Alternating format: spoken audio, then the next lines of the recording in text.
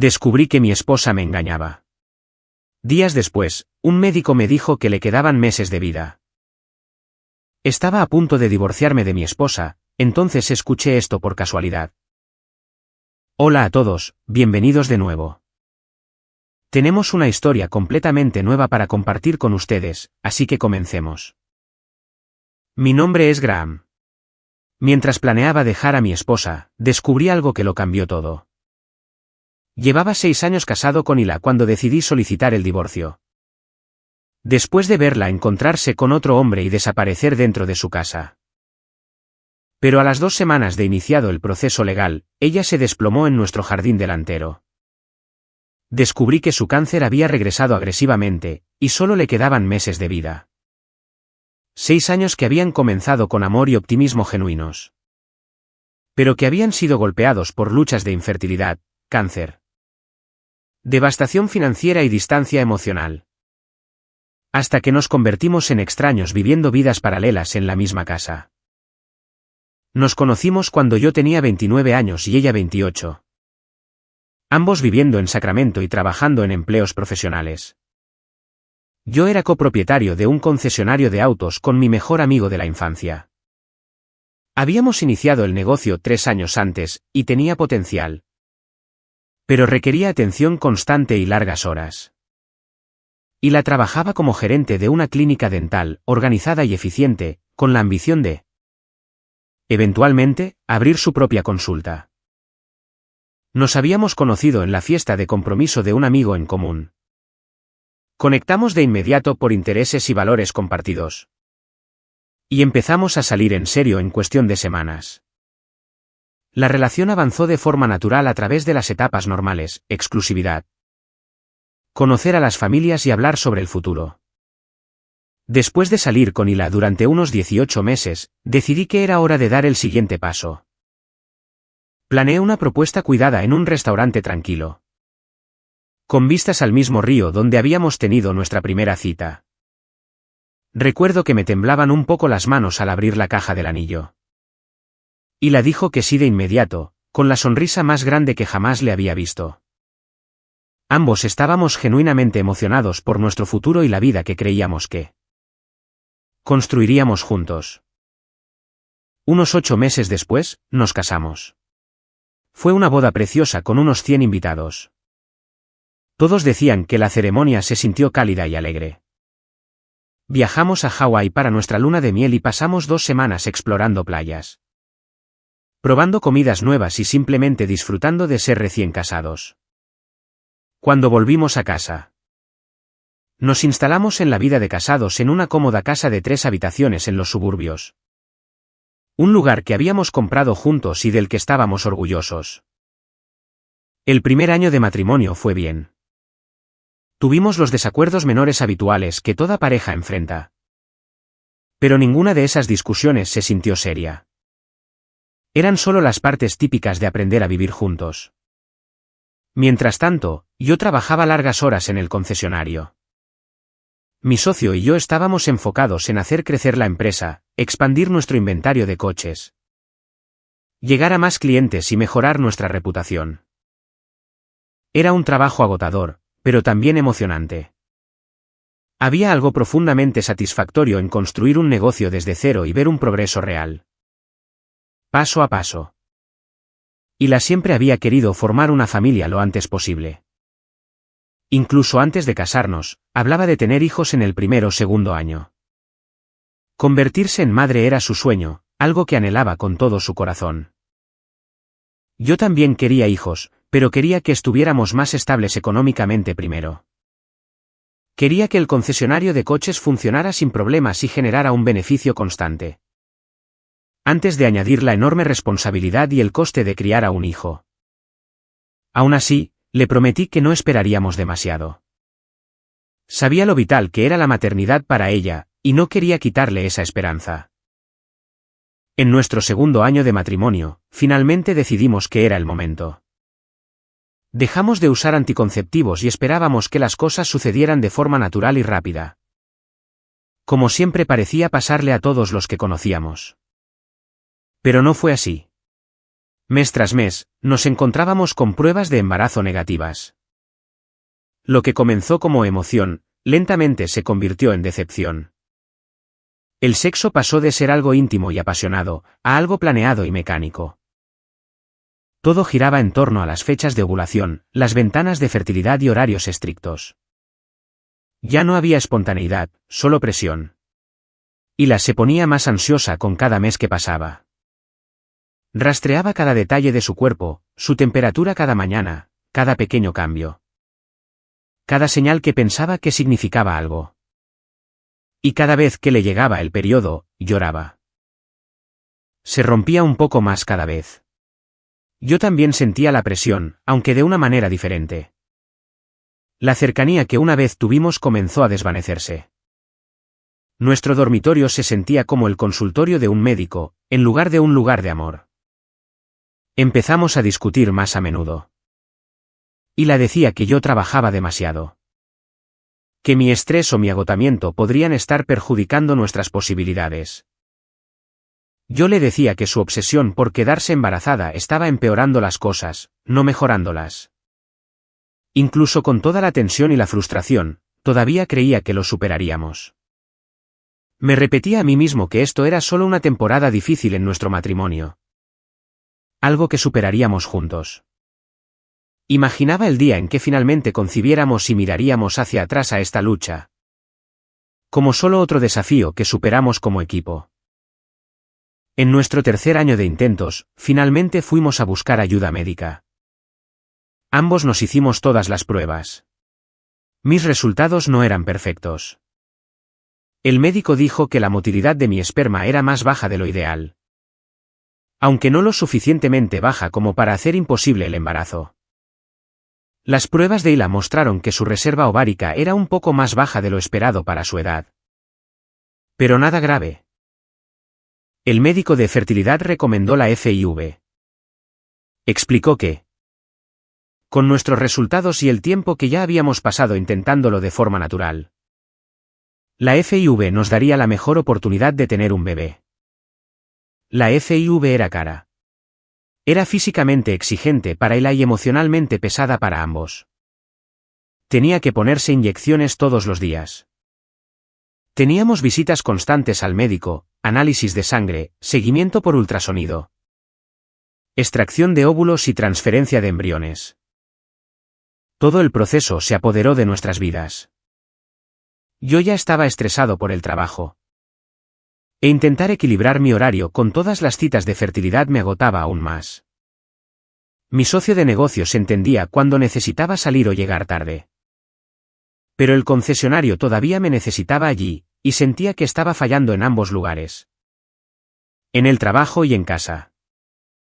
Nuestro primer ciclo de FIV funcionó. Hila se quedó embarazada. Fuimos cautelosos con nuestras esperanzas, pero aún así, nos permitimos sentirnos felices. Llegamos a las 8 semanas. Se lo contamos a algunos familiares cercanos. Entonces, Hila tuvo un aborto espontáneo. La pérdida nos destrozó. Se sintió como si algo dentro de nosotros se rompiera. Después de eso, dejamos de hablar como solíamos hacerlo. Vivíamos en la misma casa y compartíamos las mismas habitaciones. Pero apenas teníamos conversaciones reales. Ambos llevábamos en silencio el sentimiento de ser fracasados. Aunque ninguno de los dos lo decía en voz alta. El dolor era demasiado profundo y demasiado reciente para enfrentarlo directamente. Después de meses de vivir en este limbo emocional, finalmente decidimos intentar la FIV de nuevo. Un intento fallido no podía ser el final para nosotros. Acordamos que teníamos que intentarlo al menos una vez más. Para darnos una oportunidad más de tener la familia que tanto deseábamos.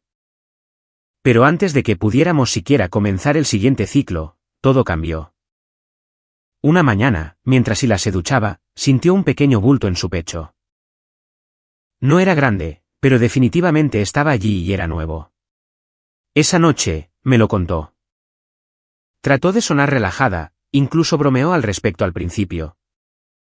Pero pude oír el miedo escondido bajo su voz. Era una especie de miedo que no puedes ocultar, sin importar lo valiente que finjas ser. Intenté calmarla. Le dije que probablemente no era nada, que muchas mujeres encuentran bultos inofensivos. Dije que no debíamos entrar en pánico hasta que hubiera una razón real para hacerlo. Pero por dentro, estaba aterrorizado. Mi madre murió de cáncer de mama cuando yo tenía poco más de 20 años. Sabía exactamente lo que esa enfermedad podía hacerle a una persona, a una familia. La idea de pasar por algo así de nuevo me revolvía el estómago. Y la pidió una cita con su médico al día siguiente.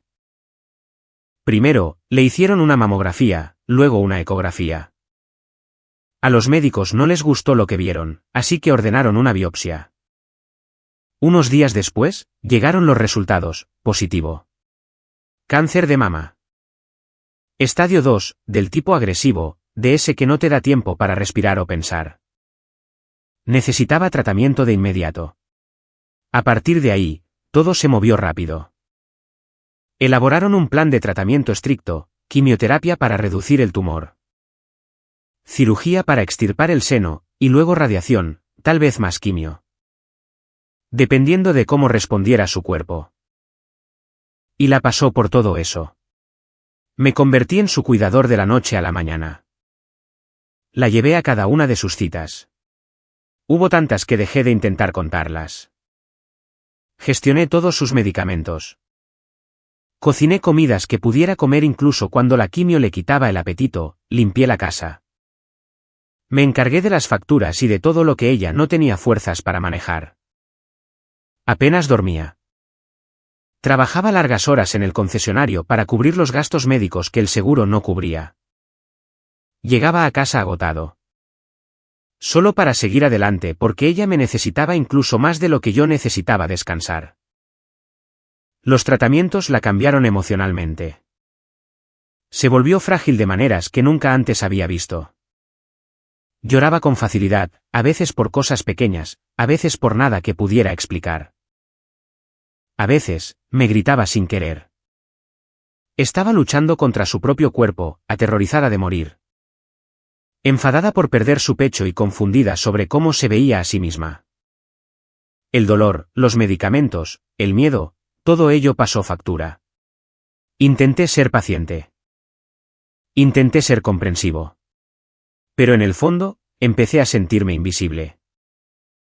Me estaba esforzando más que nunca, física, emocional y financieramente.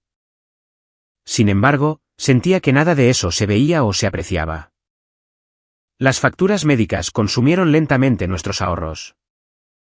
El seguro ayudó, pero no lo suficiente. Todavía había fuertes gastos de bolsillo, deducibles, copagos. Recetas caras y largos viajes a especialistas en otras ciudades. Cada mes sentía que nos hundíamos más en un agujero. Para mantenernos a flote, me esforcé más en el trabajo. Asumí tareas adicionales en el concesionario. Me encargué de trabajos que nadie más quería y me quedé mucho después del cierre. Trabajaba por las noches, los fines de semana, siempre que podía. Estaba agotado, pero seguía adelante porque necesitábamos el dinero. Y la empezó a decir que ya nunca estaba en casa. Dijo que me había vuelto distante. Sentía que estaba pasando por el tratamiento del cáncer sola. Porque yo siempre estaba en el trabajo en lugar de a su lado. Yo respondía cada vez, diciéndole que me estaba destrozando el cuerpo para pagarlo todo. Le recordaba que las facturas médicas no desaparecen por sí solas.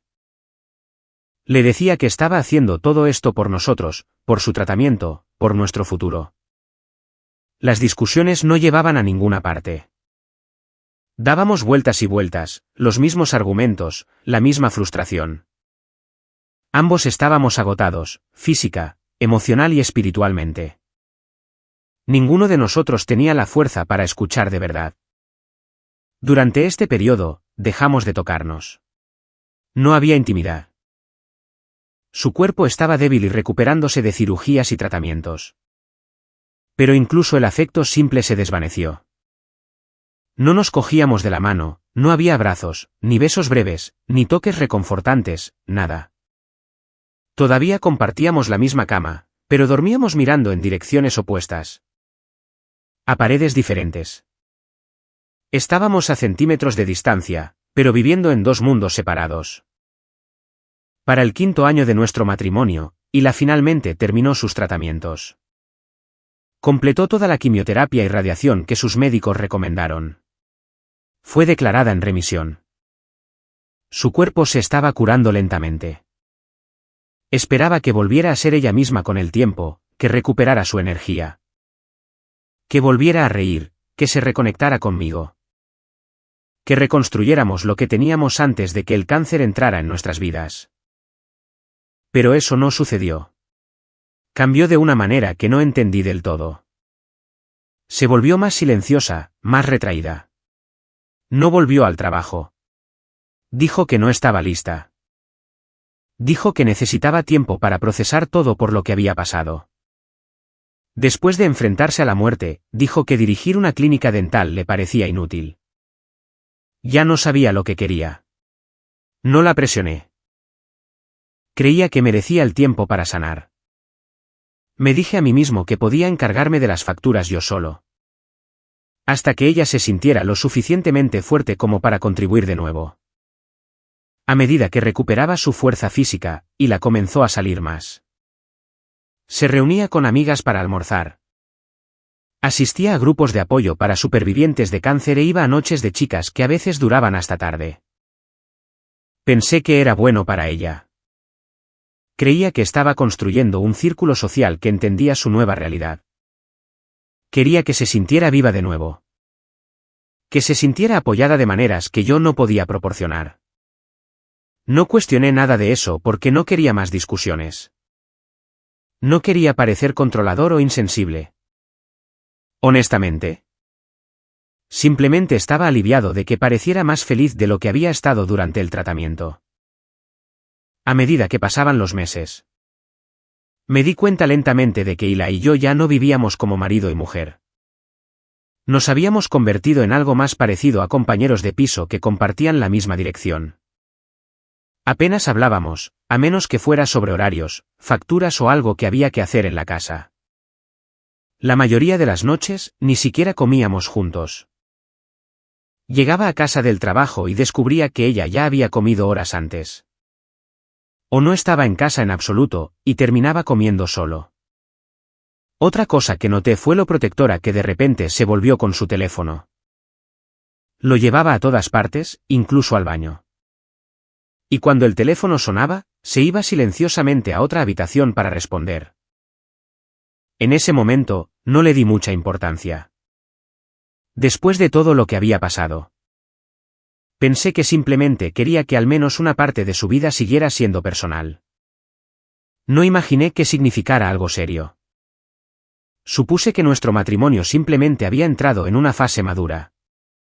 Lo suficientemente estable y funcional. La infidelidad nunca se me pasó por la cabeza. Me negué siquiera a considerarla. Hila acababa de sobrevivir al cáncer. Todavía se estaba curando de muchas maneras. No parecía posible que tuviera la energía o el espacio emocional para involucrarse con otra persona. Entonces, una tarde, mi socio de negocios y amigo mencionó algo que lo cambió todo. Estábamos caminando por el concesionario revisando el inventario cuando dijo casualmente: vi a Hila el fin de semana pasado. No estaba sola. Estaba con un tipo. Parecían cercanos. Me reí de inmediato. Le dije que probablemente había estado con alguien de su grupo de apoyo. Había mencionado hacer amigos allí. Mi amigo asintió levemente, pero su cara decía que no creía del todo lo que yo había dicho. Su voz se suavizó cuando respondió: sí, tal vez. Pero su tono dejó claro que pensaba que era más que eso. Ese fue el momento en que la primera semilla de duda se instaló en mi mente. Incluso después de un tiempo, la inquietud no desapareció. De hecho, creció. Y de repente, comencé a notar pequeñas cosas que había ignorado antes. Unas 2 semanas después de que mi amigo hiciera ese comentario. Hila me dijo una noche que iba a encontrarse con una amiga de su grupo de apoyo contra el cáncer. Dijo que la mujer estaba pasando por un momento difícil y necesitaba a alguien con quien hablar. Pero algo dentro de mí se tensó. De repente sentí que si no descubría la verdad ahora, seguiría viviendo en la duda y la sospecha para siempre. Así que, cuando salió de casa, esperé unos minutos, luego cogí mis llaves y la seguí. Me mantuve varios coches por detrás para que no me notara. Y la condujo hasta un barrio en el que nunca antes había estado. Era tranquilo y bien cuidado. Aparcó frente a una bonita casa unifamiliar, apagó el motor y salió del coche. Después de que llamó a la puerta, un hombre salió de la casa, no una mujer que necesitara ayuda. Como ella afirmó. Se acercó a ella con una sonrisa que parecía demasiado familiar. Y entonces se abrazaron, un abrazo largo, apretado y cálido. Un abrazo que le das a alguien con quien estás profundamente conectado. Y la lo miró con una suavidad que no había visto en mucho tiempo. Entraron juntos. La puerta se cerró detrás de ellos como una respuesta final a todos los miedos que había estado tratando de ignorar. Me senté en mi coche calle abajo, mirando esa casa. Sintiendo como todo mi mundo se derrumbaba dentro de mí. Ya no era una sospecha. Mi esposa estaba teniendo una aventura. Me había estado mintiendo sobre a dónde iba, con quién se encontraba y qué estaba haciendo. De repente, cada noche tardía, cada noche de chicas. Cada reunión del grupo de apoyo se sentía como piezas de un rompecabezas que no me había atrevido a completar. ¿Cuánto tiempo llevaba pasando esto? ¿Cuántas veces había salido por la puerta para ir a los brazos de otro? No fui a la puerta. No la llamé ni la confronté. Simplemente me fui lentamente, sintiéndome entumecido, vacío y devastado.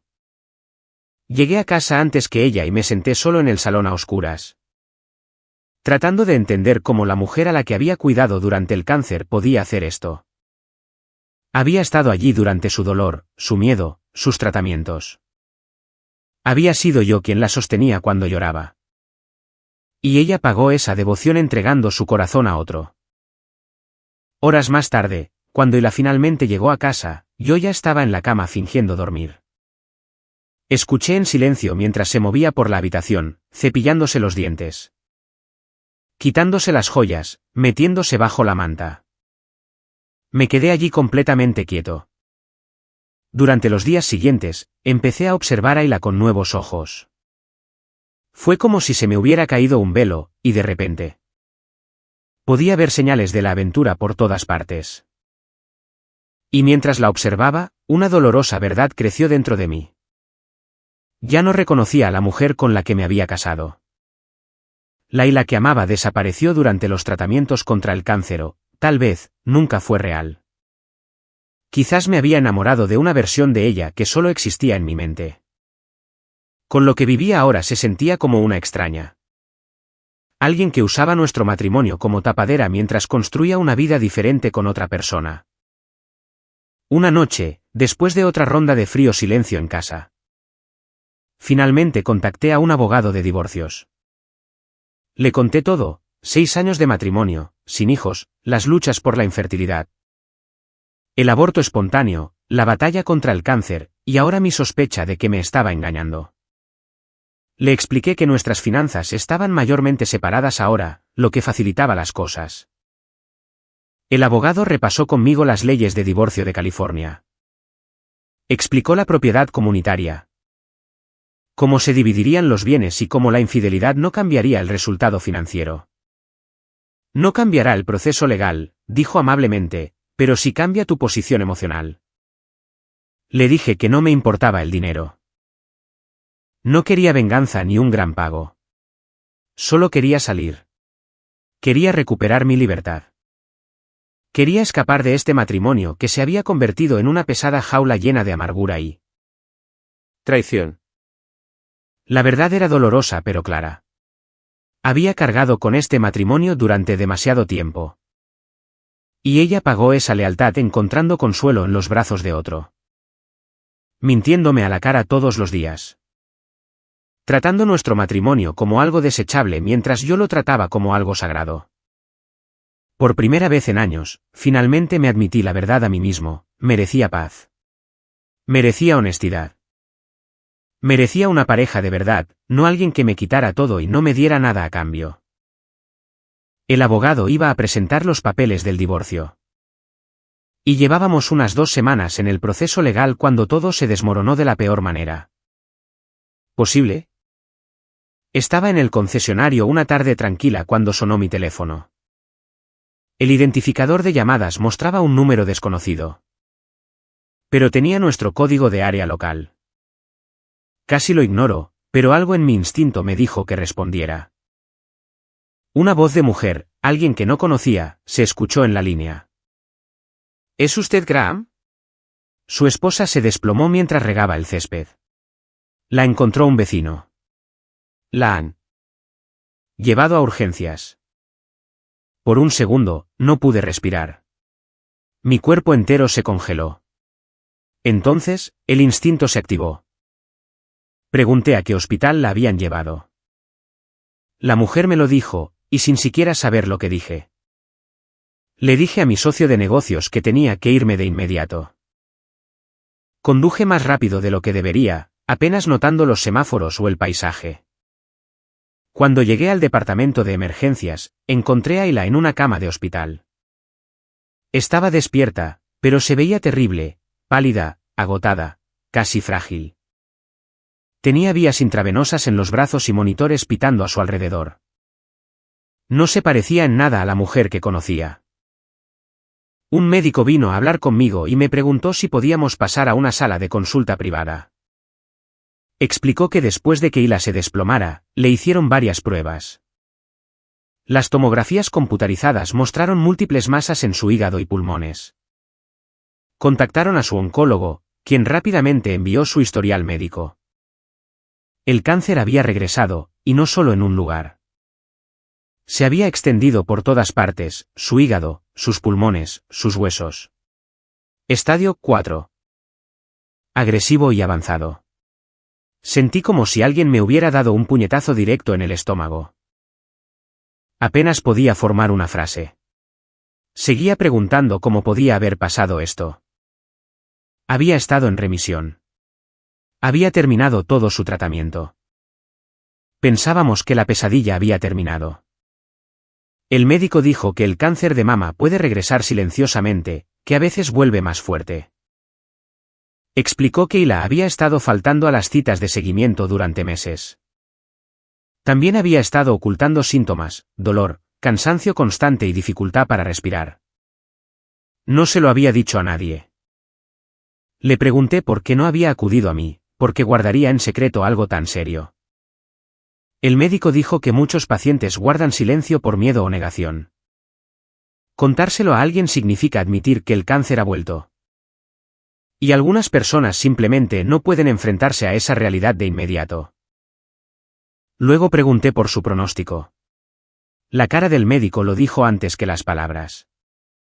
Con el cáncer tan extendido, a Ila probablemente solo le quedaban meses. Quizás de 3 a 6 si el tratamiento ayudaba, quizás menos si no lo hacía. Sentí una culpa abrumadora. Aunque la parte racional de mi cerebro sabía que sus decisiones no eran mi culpa. Sentí una mezcla complicada de ira, pena y devastación. Me senté en esa sala de consulta tratando de procesar información imposible. ¿Había comenzado la aventura antes o después de que descubriera la recurrencia? ¿Me engañó porque pensó que se iba a morir de todos modos? ¿Era esta su manera de sentirse viva una vez más? ¿O había sido infiel de todos modos, y el cáncer era una tragedia aparte? Nunca tendría respuestas a estas preguntas. Podría preguntarle, pero ¿confiaría en algo de lo que dijera en este punto?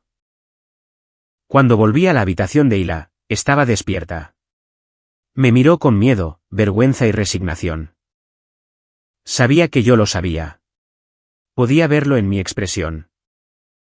Susurró que lo sentía por todo, por no decírmelo, por las decisiones que había tomado. Por el dolor que había causado. No pude responder. Me quedé allí mirando a mi esposa moribunda. Que me había traicionado y ocultado su diagnóstico terminal. Durante los días siguientes, tuve que tomar decisiones imposibles. Hila fue dada de alta del hospital con derivaciones a cuidados paliativos y servicios de hospicio. Necesitaría un apoyo intensivo a medida que su estado empeorara. Llamé a mi abogado de divorcios y le dije que detuviera todo lo relacionado con el divorcio de ¿En mediar? Me preguntó si estaba seguro, añadiendo que el diagnóstico de Hila no me obligaba legalmente a quedarme. Que aún podía proceder con el divorcio si eso era lo que quería. Dije que estaba seguro. Moralmente no podía abandonar a Hila ahora. No podía dejarla morir sola pasando por esto. No podía ser la persona que se divorcia de su esposa mientras ella se está muriendo de cáncer. No lo hacía por amor. No estaba seguro de seguir amándola después de descubrir la aventura. Lo hacía por decencia humana, por respeto a lo que una vez tuvimos antes de que todo se desmoronara. Quería dar dignidad al final de lo que había sido hermoso al principio. Volví al modo de cuidador a tiempo completo. El mismo papel que había asumido durante su primera batalla contra el cáncer. Solo que esta vez, sabía que no habría recuperación. La estaba cuidando en sus últimos meses de vida. Me encargué de todo, sus medicamentos se ajustaron, asegurándome de que su dolor estuviera controlado a medida que el cáncer empeoraba. Visitas al hospital para tratamientos paliativos, limpiar la casa, lavar la ropa y mantener el ambiente tranquilo y seguro. Eventualmente, tuve que ayudarla a bañarse cuando se debilitó demasiado para hacerlo sola. Darle de comer cuando tragar se volvió difícil y coordinar con las enfermeras de hospicio para asegurarme de que todo funcionara sin problemas. Vi cómo su cuerpo se deterioraba día a día, cada cambio más doloroso de presenciar que el anterior. El estado de Hila empeoró más rápido de lo que podría haber imaginado. El cáncer era agresivo y los tratamientos anteriores ya habían debilitado su cuerpo. En cuestión de semanas, pasó de caminar por sí sola a necesitar ayuda para cada paso. Hasta que quedó completamente postrada en cama. Perdió una cantidad de peso alarmante. La mujer vibrante y llena de vida con la que me había casado se volvió esquelética, su piel, una vez cálida, adquirió una palidez grisácea. Su respiración se volvió superficial y forzada, cada inhalación un esfuerzo. Dormía en una silla junto a nuestra cama, escuchando el más mínimo sonido de incomodidad. Listo para ayudarla en cualquier momento. Me despertaba varias veces durante la noche para ayudarla a ir al baño, cambiar su posición o administrarle analgésicos. Hacia el final, rara vez hablaba. No había suficiente energía para las palabras. Simplemente me miraba, con los ojos llenos de gratitud y disculpa. Como si intentara decirlo todo sin hablar. Nunca tuve la conversación sobre la aventura. Nunca le pregunté cuándo o por qué había sucedido, ni quién era. Se sentía sin sentido. Se estaba muriendo. Ya nada importaba, excepto su comodidad y dignidad. El hombre con el que había estado viéndose nunca apareció. No sé si él sabía que se estaba muriendo. No sé si ella se lo había dicho o simplemente desapareció de su vida. No me importó lo suficiente como para preguntar. Unas 18 semanas después de su colapso en el jardín, Hila murió. Era temprano en la mañana. Estaba sentado a su lado como lo había estado durante semanas, observándola respirar. Esa mañana, su respiración sonaba diferente, superficial, irregular, frágil. Y de repente, se detuvieron. Su pecho ya no subía y bajaba. Me quedé allí mucho tiempo, sosteniendo su mano, sintiendo una tormenta de emociones que no podía desenredar. El duelo, crudo y complicado, me invadió. Lloré a la mujer que había amado tan profundamente. Lloré el matrimonio que habíamos perdido mucho antes de este momento. Lloré el futuro que nunca tendríamos, la vida que habíamos imaginado juntos y que nunca construimos. Y sin embargo, también había un extraño alivio. Alivio de que su sufrimiento hubiera terminado. De que el peso implacable de cuidarla finalmente se hubiera levantado de mis hombros. De que pudiera respirar y empezar a procesar todo lo que había sucedido. Llamé al hospicio para informar de su muerte. Enviaron a una enfermera para declararla oficialmente fallecida. Luego hice los arreglos para que la funeraria recogiera su cuerpo. Esa tarde, me senté en nuestra casa sintiéndome a la deriva, como un barco sin ancla. 6 años de matrimonio, 6 meses viéndola desvanecerse, y ahora se había ido, solo, rodeado de recuerdos y el fantasma de lo que había sido. Mirando hacia atrás meses después de la muerte de Hila, entiendo algunas cosas con más claridad. Aunque muchas preguntas siguen sin respuesta. Aprendí que un matrimonio puede morir mucho antes de que se firmen los papeles del divorcio o se emitan los certificados de defunción. Hila y yo habíamos dejado de ser verdaderos compañeros años antes de su enfermedad o su aventura. Nos habíamos convertido en 2 personas dañadas que vivían una al lado de la otra. Coexistiendo pero sin conectar. Aprendí que cuidar a alguien no garantiza la fidelidad ni la honestidad. Mi devoción durante la primera batalla de Hila contra el cáncer no había evitado que buscara intimidad en otro lugar. Las personas son capaces tanto de recibir amor y cuidado como de traicionar a quienes se lo dan. Aprendí que un diagnóstico terminal complica la moralidad. La traición sigue siendo traición, pero el contexto hace que la respuesta sea menos clara. Si Hila hubiera estado sana, descubrir su aventura habría llevado al divorcio sin dudarlo. Su enfermedad hizo que dejarla fuera imposible, al menos éticamente. Y esa elección dio forma a los últimos meses de mi vida. Aprendí que quedarse hasta la muerte de alguien por obligación en lugar de por amor es excepcionalmente doloroso. Había hecho lo correcto al no abandonarla. Pero cuidar a alguien en quien ya no confiaba. Alguien de quien me sentía desconectado mientras moría, fue emocionalmente brutal. Sobre todo, aprendí que hacer todo bien no garantiza un resultado justo. Había intentado ser un buen esposo a través de la infertilidad, el cáncer y las dificultades financieras. Había intentado amar, proteger y proveer. Pero Hila tenía sus propias decisiones, sus propias necesidades, sus propios secretos. Y a veces la vida se derrumba independientemente de tus intenciones. Algunas personas me llaman santo por quedarme con ella hasta el final. Dicen que nunca podrían haber hecho lo que yo hice. Que mostré un carácter extraordinario al cuidarla a pesar de la traición. Otros me llaman tonto, argumentando que debería haberme divorciado de ella y dejar que afrontara las consecuencias de sus actos. No sé qué punto de vista es el correcto. Lo que sí sé es que dejarla mientras se estaba muriendo me parecía imposible. Abandonarla me habría hecho sentir como un monstruo el resto de mi vida. Pero quedarme tuvo un coste tremendo. Me quedo con un duelo enredado en ira, tristeza, culpa y un complicado alivio. La terapia está ayudando lentamente, pero las emociones siguen siendo confusas y pesadas. Lloro por el matrimonio que murió hace mucho tiempo. Por la traición que no pude evitar y por la mujer que amé, ahora desaparecida. No sé si alguna vez tendré respuestas sobre la aventura, por qué sucedió. Cuándo comenzó o si su recurrencia terminal la empujó hacia ella. Hila se llevó esas respuestas con ella. Me queda vivir con la ambigüedad. Tratando de hacer las paces con preguntas que tal vez nunca serán respondidas. Gracias por su atención.